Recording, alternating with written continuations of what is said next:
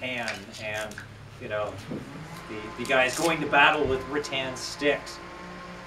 And I don't think about it. And then later on, yeah, I know, that's the face I made later when I realized that's an incorrect perception. Yeah, the rattan is the training tool, the safety tool. Right? I remember Uncle Sean in a discussion, somebody said, well, don't you use padded sticks? And Sean said, rattan is the padded stick.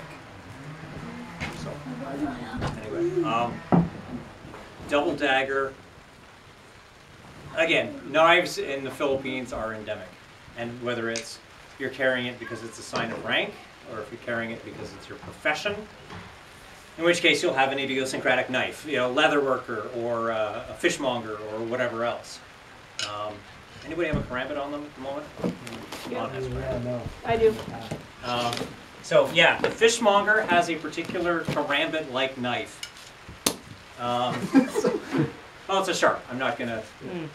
Yeah, I could try to catch it out of the air, and then I'll have a new nickname, Octet or something. Old 8 fingers. Yeah, old 8 fingers. But the idea of like the fishmonger has a knife to open up a fish, right? Called a lugod or a lihok, depending on area and dialect.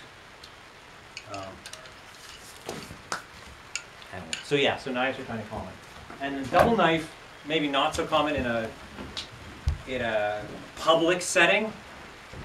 Like, you know, having a knife is common.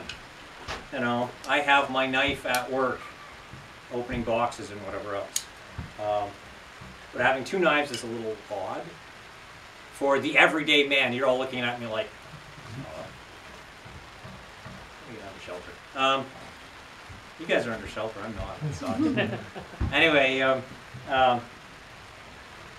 but so the idea of 2 knives is a little odd in a reality sense. People don't typically have 2 knives on, even if you're in a knife-bearing culture. But it's good for use of both limbs independently. It's good for sort of that right brain, left brain connection conceptually. And it's good for, well, you know, nice in my left hand, I'm going to use it. Nice in my right hand, I'm going to use it. Or things are going to double up. Left brain, right brain. Anyway, so let's do some stuff. I'll mention one other thing, which is I don't know if it's apocryphal, but it's intriguing, which is, so boxing used to be, Western boxing used to be, you know, John L. Sullivan style, weight on the back leg, hands up like this, palms facing forward, all right, this sort of motion. No real jab, right, no real jab, jab, no real hook, all right. Long range hook, we were talking about that on the other day, bounders, right? Anyway, but then 2 events happen in a fairly close area of time. The United States invades the Philippines, and boxing changes from this to this. And the Filipinos say it's because of that, right? Jab, hook, uppercut, overhand. Right? More use of dodging, which didn't exist because, you know, I'll just take it on the arms. It's not going to happen, right? But yeah, this idea of palms in to palms out. And there's some Filipinos who say it's because of the influence of the double knives. That's why I say it's intriguing, right? It's an interesting concept. I don't know if there's any documentation that would support it, but things, you know, things that make you say, Okay, so let's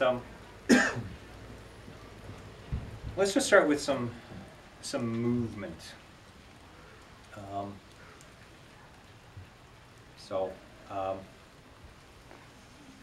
You're going to get a partner, and we're going to do something kind of at a distance, which is going to be a little odd in terms of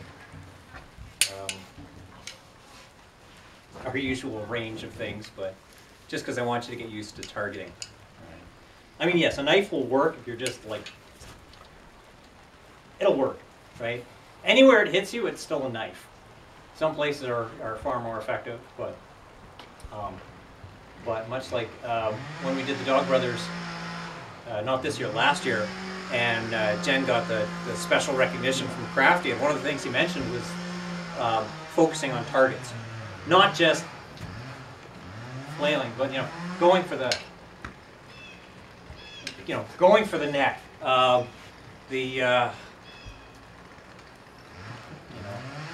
I will stab you, and not just your line, but all the line of all of your ancestors and all your the stabbing to the face, the stabbing to the groin, the cuts at the throat. These are really important things because yeah, you can do this, but this isn't lethal. This is marking. You'll have a story to dine out on for the rest of your life, right? Well, now you don't have a story to dine out on for the rest of your life.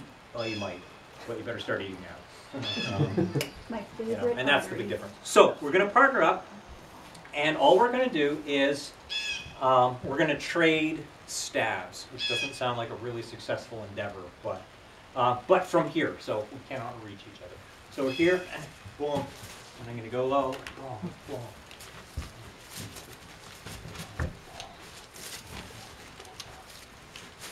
Okay, so basically torso, right? And we can take it down to inguinals, groin, perineum, but perhaps this is a little closer range than we need to be at this moment. Well, because we're at range, because we're out here, we're out of range, doing this just seems kind of odd. Although yes, it does give them the good counter. Well, if I came in like this and I missed, oh Christ. So yeah, but we're going to stay out of range and just aiming for basically an area bounded by, let's say, below the chin, lines of the shoulder, and line of the groin. Right. Anywhere in that area, aiming stabs. Left hand, right hand, right?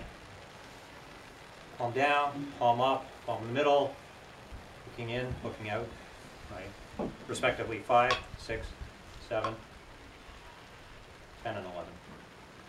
Okay. Let's get partners and let's go to work.